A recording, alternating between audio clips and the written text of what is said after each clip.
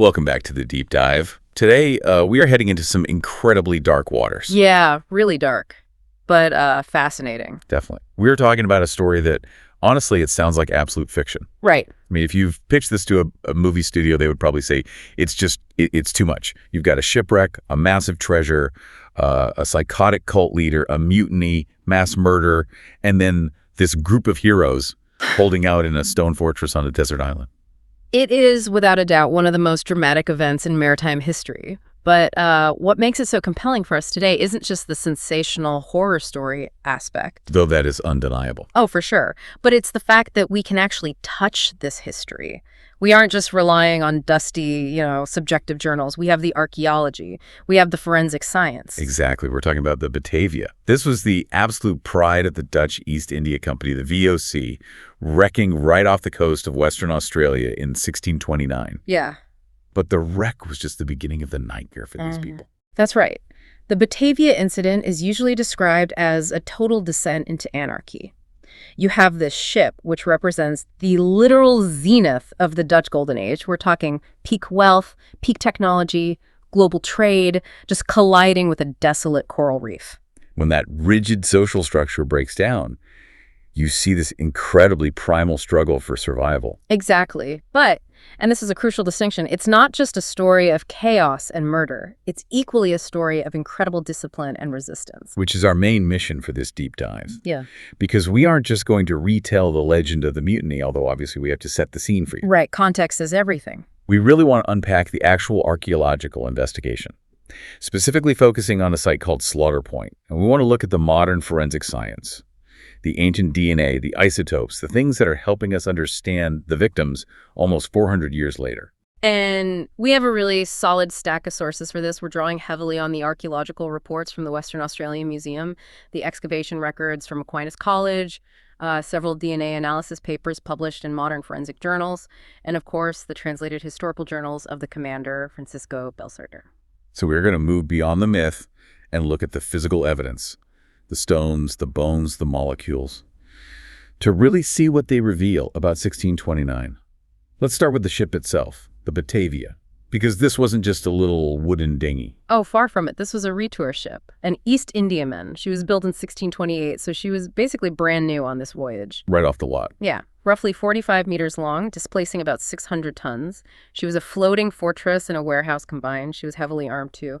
24 cannons, a mix of cast iron and bronze. And the cargo was just staggering. I was reading the manifest and the sources, and it's like reading the inventory of a pirate's ultimate dream. 12 massive chests of silver coins. Which was essential for trading in the East Indies. Yeah. The VOC wasn't just shipping spices. They were essentially minting their own global economy. But there was also something else on board that I find totally fascinating just because of what it tells us about their absolute confidence. What was that? They were carrying prefabricated sandstone blocks. Wait, blocks for what? Like a building? Exactly, for a portico. A giant stone gatehouse that was supposed to be erected in the city of Batavia, which is modern-day Jakarta. That was the VOC headquarters. They were literally shipping a stone building halfway across the world. Yeah. It speaks to the immense wealth and the long-term ambition of the Dutch Empire at that time. They weren't just visiting, they were building permanent European cities in Asia. And on this floating city, you have about 341 people. Right. A mix of sailors, soldiers, VOC officials, and even civilians, women and children. It was a complete microcosm of Dutch society crammed into a wooden hull. You had the high-ranking VOC officials who ate off silver plates, the officers, the common sailors who were treated pretty brutally, and the soldiers who were essentially just European mercenaries. And ominously, you had deep tension right from the start of the voyage. Which brings us to the pre-wreck tension. Because the command structure on this ship seems really complicated. It was a dual command. This was actually typical for the VOC, but it was often highly problematic. You had the commander, Francisco Belserter. He was an upper-class merchant. He was in charge of the cargo, the money, and the overall diplomatic mission. Okay. But the man actually sailing the ship, the guy in charge of the physical vessel and the sailors, was the skipper, Arian Jacob. And they did not get along. They absolutely hated each other. There was documented bad blood from a previous voyage they had taken together, so the atmosphere is already toxic. And then you introduce comes the third major player, the absolute catalyst for everything that follows, Jeronimus Cornelisz. The villain of the piece. He was the undermerchant, so he was third in command. But his background is wild. He was a bankrupt apothecary from Haarlem. And more importantly, he was a heretic. In what way? He held highly radical Anabaptist beliefs. Specifically, a fringe branch of thought that suggested if you are quote-unquote illuminated or spiritually enlightened, you literally cannot sin. Whoa. Yeah. The belief was that all your impulses come directly from God. So you are essentially free to do good or evil with zero spiritual consequences. That is an incredibly dangerous philosophy to have on a ship that is thousands of miles away from any kind of law enforcement. Especially when the person holding those beliefs is highly charismatic and manipulative. According to the historical records, Cornelisz and Skipper Jacobs were actually actively plotting a mutiny before the ship even hit the reef. Really? Yes. They planned to seize the ship, throw Pelser overboard, and take that massive chest of silver to go start a pirate kingdom somewhere. But the ocean had other plans. Indeed. They were sailing what was called the Brouwer route. What is that exactly? It was a navigation strategy developed by the Dutch. Ships would sail south from the tip of Africa to deliberately catch the Roaring 40. Those are the massive westerly winds. Exactly. Right? It acted like a high-speed conveyor belt across the Indian Ocean. It cut months off the travel time, but the trick was knowing exactly when to turn north toward Indonesia. And remember, they didn't have longitude technology yet. So it was basically a guessing game. A very educated guess using dead reckoning, but yes, a dangerous one. If you turn north too late, you smash right into the western coast of the Australian continent. And that is exactly what happened on June 4th, 1629. The Batavia struck Morning Reef in the Houtman Abrolhos Islands in the middle of the night. I just try to visualize this. You're asleep in pitch blackness. The ship crunches onto a coral reef. The noise must have been deafening. It's total chaos. Absolute terror. But remarkably, despite the violence of the wreck, most people actually made it off the ship alive. About 40 people drowned in the immediate aftermath, but the rest, around 300 people, were ferried in small boats to these tiny, flat coral islands nearby over the next few days. And this is where the geography itself becomes the enemy. Because the Abrolhos Islands... They are unforgiving. Yeah, it's a cluster of 122 coral islands, but calling them islands might be generous. They are essentially low-lying coral slabs covered in scrub. There are no large trees, no shelter from the sun or the wind, and crucially, there is almost no fresh water. Which changes the dynamic instantly. You have 300 people and no water. And almost immediately, the leadership fractures. Yeah. Pelser, the commander, takes the longboat. Right. He takes the longboat, along with Skipper Jacobs and about 40 of the best officers and sailors. Their stated mission is that they're going to search for water on the nearby mainland or the other islands. But they don't find any. No. And when they fail to find water, they make a fateful, highly controversial decision. They decide to set sail for Java, to go get help. Wait, Java? That is a 2,000-mile journey in an open boat. It is. It's actually considered one of the greatest feats of open boat navigation in recorded history. It took them 33 grueling days. But you have to think about it from the perspective of the people left behind on the reef. To them, it looked like total desertion. Absolutely. The people with the power, the navigation skills, and the best boat just vanished over the horizon. They felt entirely abandoned. And who was left in charge of these terrified, thirsty survivors? Jeronimus Cornelisz, the undermerchant. The man who was already planning a mutiny, he takes complete control of the largest group of survivors who are huddled on a small, miserable strip of coral called Beacon Island. Which history now grimly knows as Batavia's graveyard. Correct. And this is exactly where the reign of terror begins. Cornelisz is incredibly calculating. He realizes two very stark facts. First, the salvage supplies, especially water, will not last with over 200 mouths to feed. And second, if rescue does eventually come, Pelser will likely expose the mutiny plot that was brewing before the crash. So he needs to eliminate witnesses. He needs to cover his tracks and consolidate absolute power. So he begins a systematic cull. It wasn't just random violence then. No, it was highly organized. He started by identifying anyone who could be a threat to him, the strong, the loyal, the intelligent. He separated the population under the guise of survival. He sent groups off on makeshift rafts to other islands, telling them to look for water. With the full expectation that they would just die of thirst out there. Exactly. And for the people who remained on Beacon Island with him, he and a small radicalized council of mutineers just began executing them. The numbers from the historical sources are just horrific. Roughly 125 men, women, and children were murdered over a period of about 2 months. How are they doing it? Because they didn't have unlimited gunpowder, right? No, they saved the muskets for intimidation. The murders were brutal and intimate. People were taken out on boats and pushed overboard to drown. They had their throats slit in their tents at night, or they were just openly hacked to death with swords and adzes. It was absolute butcher's work. But, and here is the twist that makes this story so fascinating. One of those groups that Cornelisz sent away to die on another island, they didn't die. This is the incredible story of the resistance.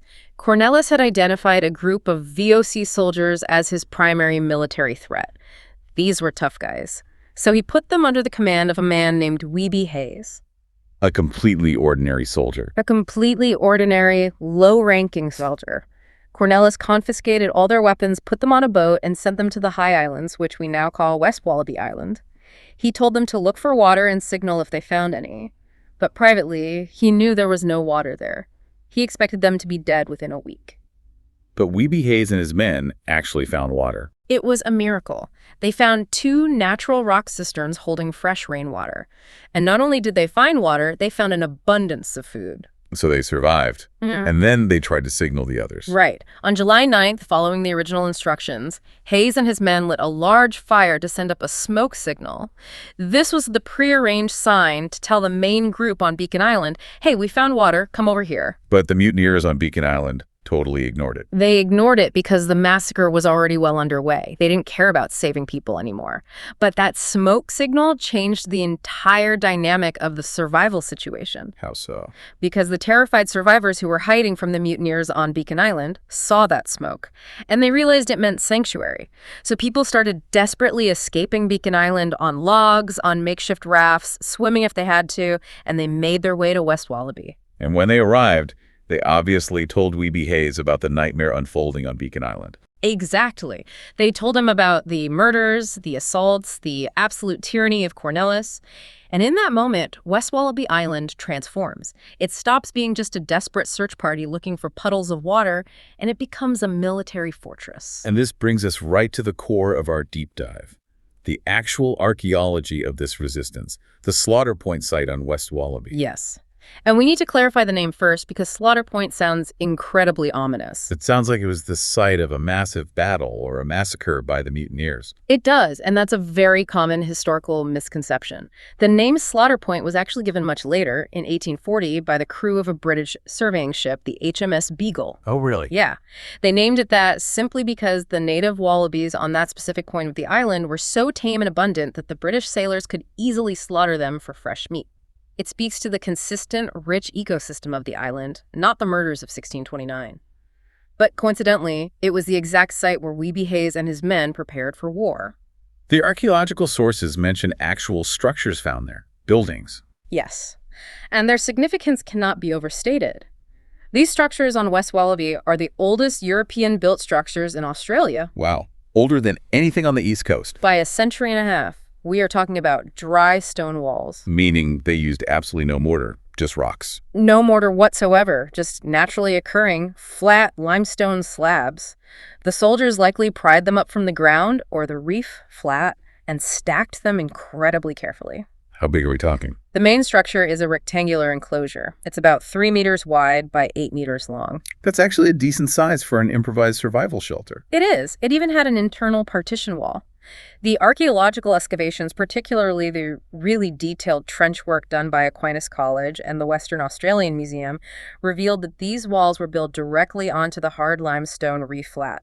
So they cleared the sand away to build on bedrock. Exactly. And inside these structures, the archaeologists found clear evidence of prolonged occupation. Thick layers of ash and charcoal from constant fires, highly compacted floors from people walking back and forth. These weren't just crude windbreaks to stop the breeze. These were intentional defensive fortifications. I try to picture these loyalist soldiers. They are trained military men, but Cornelisz took all their muskets and swords before he banished them. So they're sitting in this stone fort, What are they fighting with? This is where human ingenuity really shines through in the archaeological record.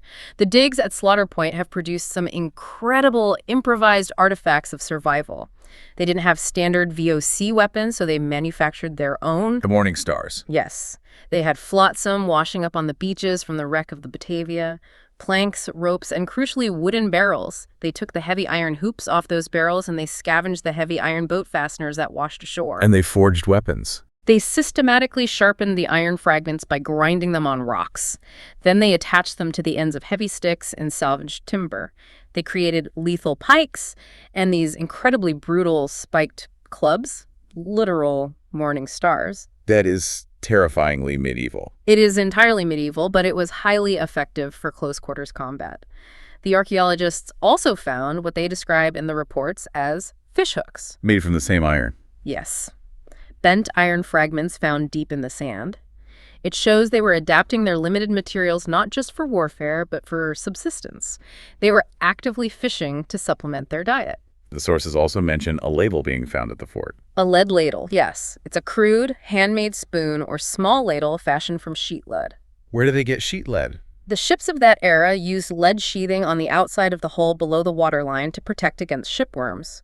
It seems the soldiers salvaged some of this lead from the wreckage and then either melted it down in their fires or physically beat it into shape over a rock. That's amazing. It is. It's very similar in shape to the professionally made ladles found on the wreck of the Batavia itself, which were used for melting lead for musket balls or measuring rations.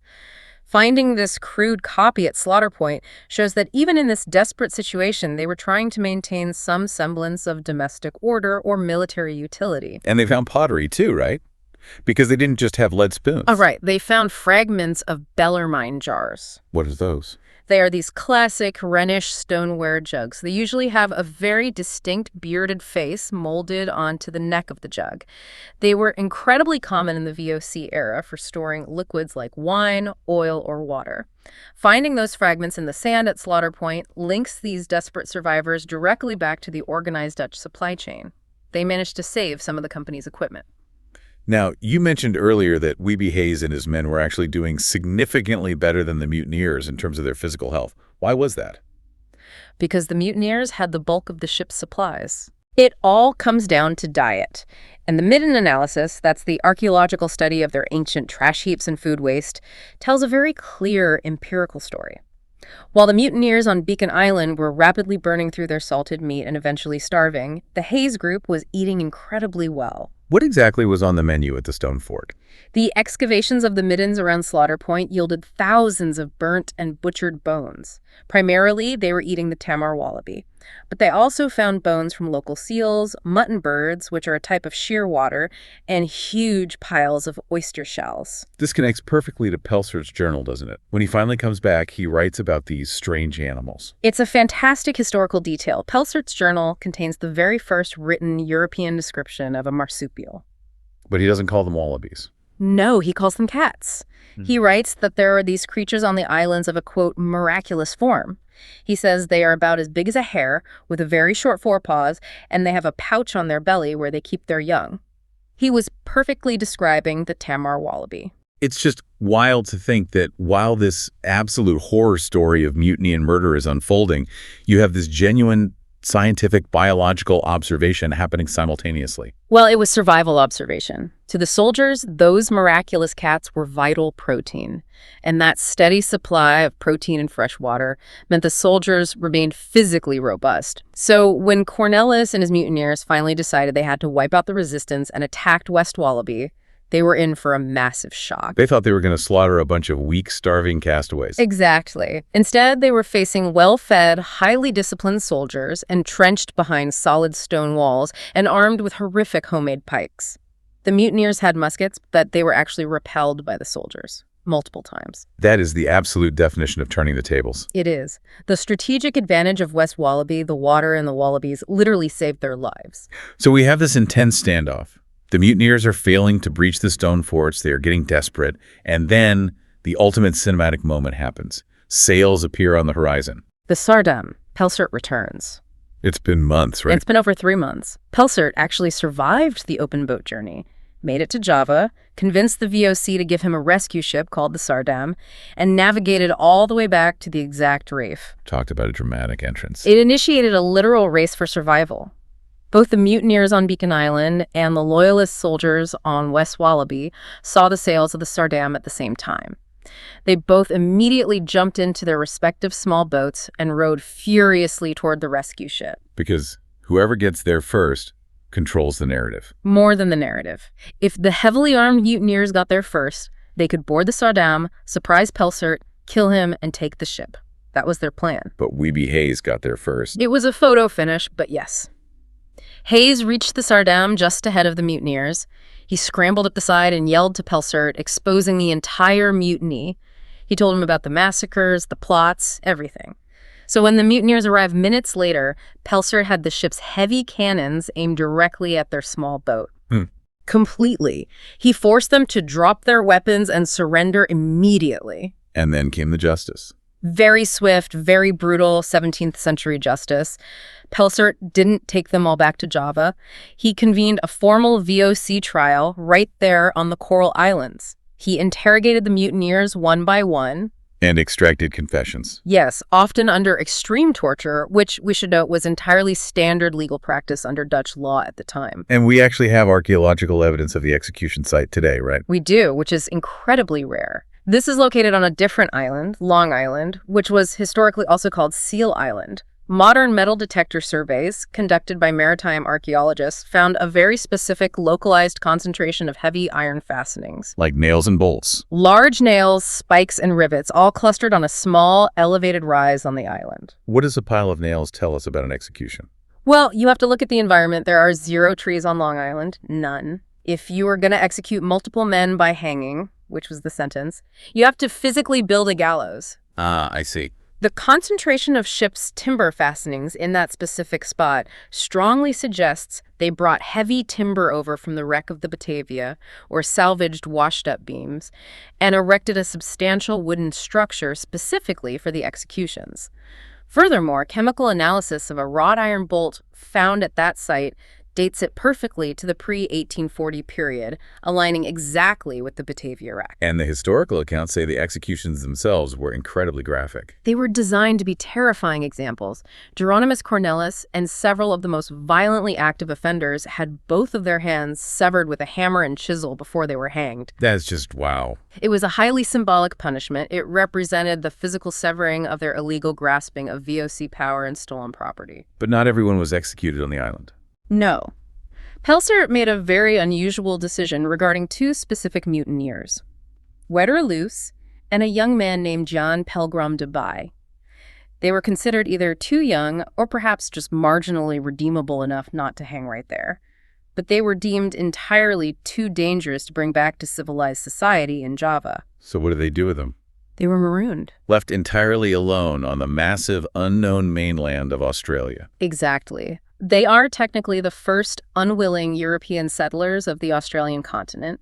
They were given a small boat, some basic supplies, and just left on the rugged coast near modern-day Kalbarri.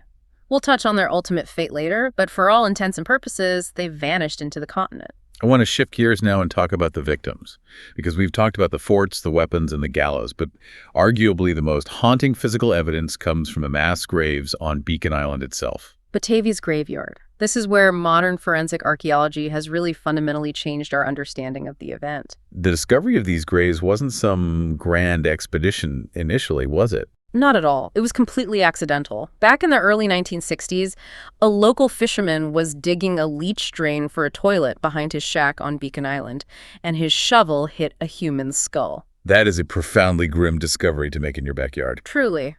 But that accidental find eventually led to decades of highly systematic, professional excavations, running mostly from the 1990s right up through 2015. And one of the most significant and technically challenging finds during those digs was a feature the archaeological teams nicknamed the Blob. The blob. That doesn't sound very scientific. It was a term born out of frustration and respect for the fragility of the remains. They uncovered a mass grave pit containing multiple skeletons designated SK5, SK11, and several others. But the bones were so densely entangled with each other and so heavily infiltrated by the tough root systems of the island bushes that the archaeologists realized they couldn't separate the skeletons in the field without destroying them. The bone was that fragile. Very degraded by the sand and salt. So rather than risk it, they cut out the entire block of earth bones, roots, sand, and all encased it securely, and lifted the whole massive block out of the ground. They took the entire grave to the laboratory. Exactly. They transported it back to the Western Australian Museum, where they could perform what's called a micro-excavation under highly controlled laboratory conditions. What does that allow them to do that they couldn't do in the dirt? It allows them to perfectly preserve the spatial relationships between the bones. They could see exactly how an arm was draped over another body, or where a specific artifact was resting in relation to a rib cage. That three-dimensional context is absolutely crucial for understanding exactly how these people died and how they were thrown into the pit. And what did the bones actually tell them? Because the journals say it was a slaughter. Did the bones back that up? They absolutely confirm a story of extreme chaotic violence.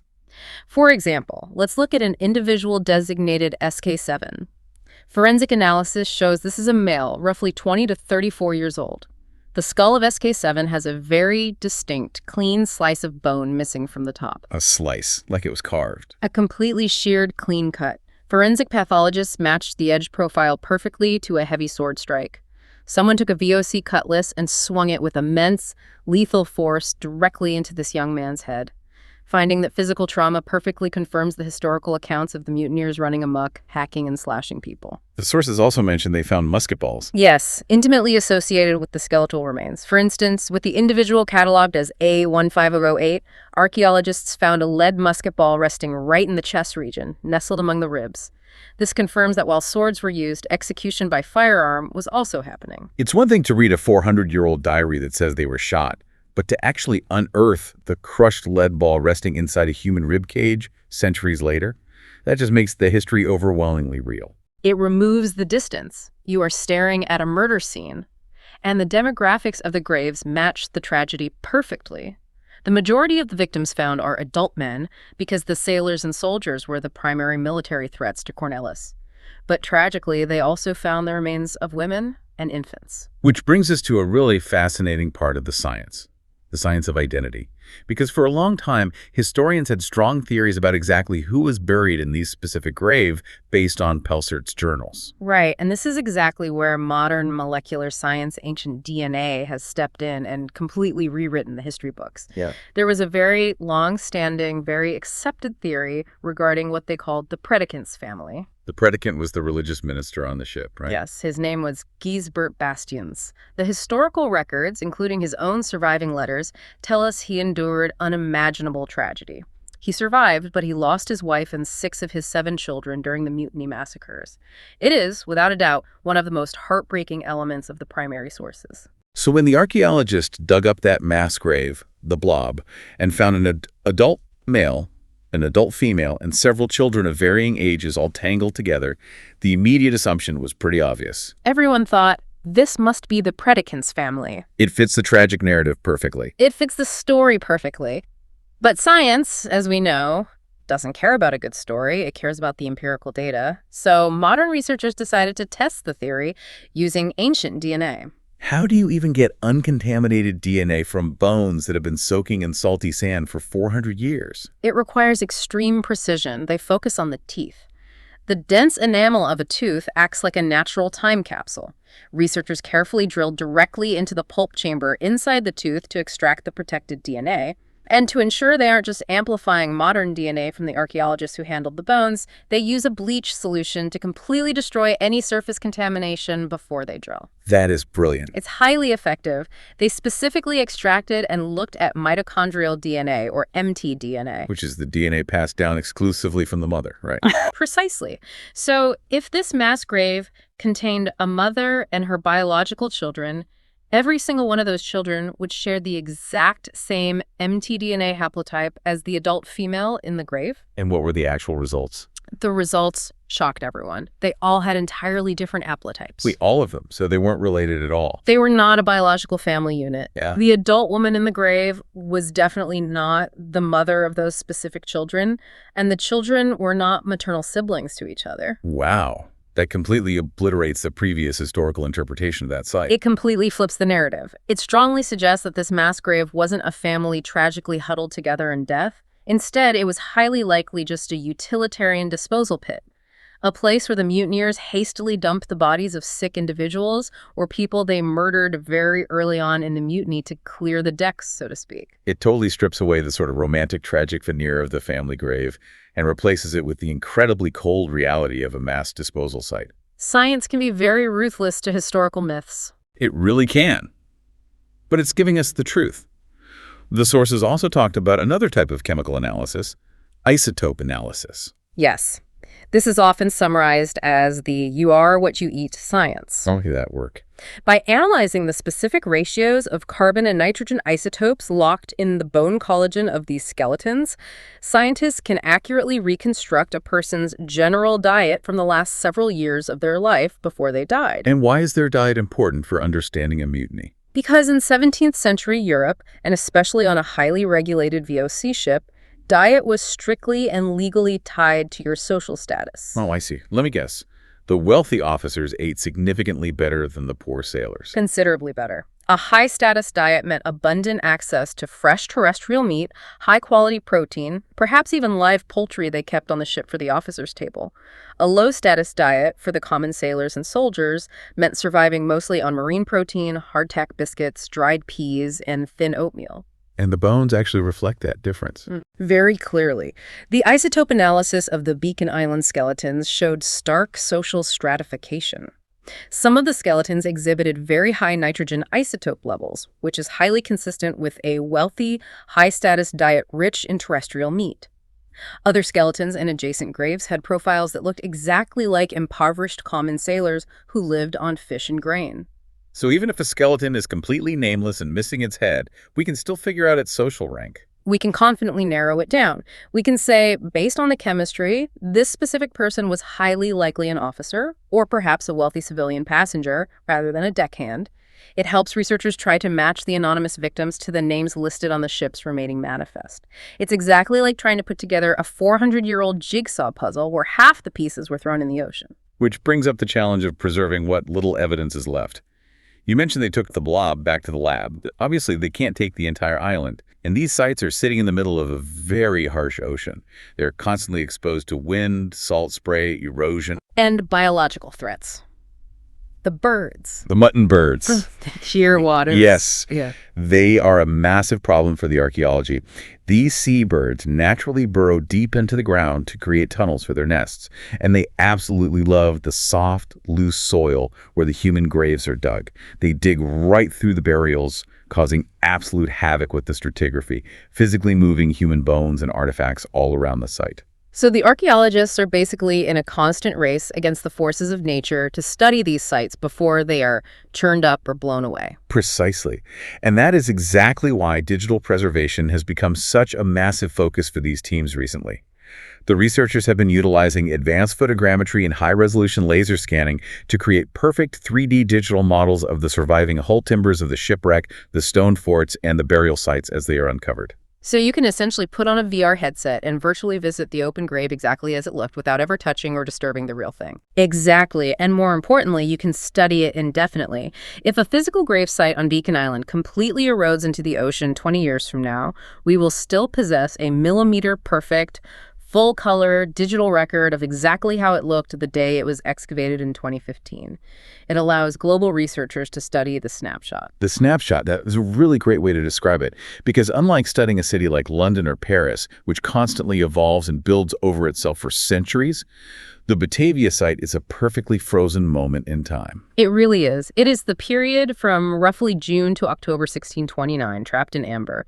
The meals were left half-eaten, the stone fortifications were built in a panic, the bodies were hastily shoved into shallow sand.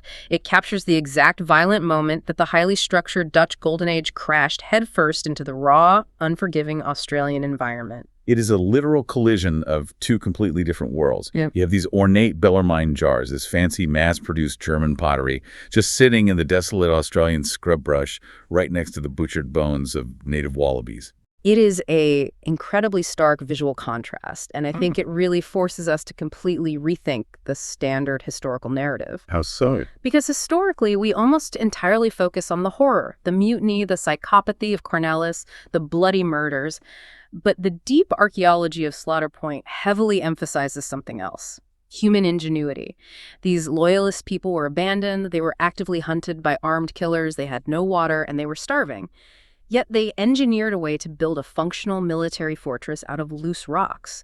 They manufactured lethal weapons out of literal garbage. They somehow cracked the biological code of the local ecosystem fast enough to survive by hunting the wallabies. It really is a profound story of resilience just as much as it is a horror story. Absolutely.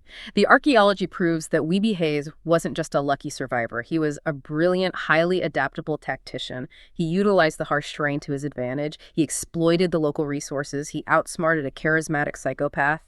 And those dry stone walls still standing on West Wallabi today are the undeniable physical proof of that incredible discipline. So, as we wrap this up, what does this all mean for us today? Why are teams of scientists still out there digging up these 400-year-old bones and scanning them? Because this event is one of the absolute earliest points of verified contact between European society and the Australian continent. It predates Captain James Cook's famous arrival by over a century and a half. It tangibly proves that European history on this specific continent didn't peacefully start with a flag-planting ceremony in Botany Bay. It started with a catastrophic shipwreck, a desperate struggle for water, and a brutal miniature war fought on a remote coral reef. And despite all the science, it still leaves us with lingering mysteries. Oh, massive mysteries.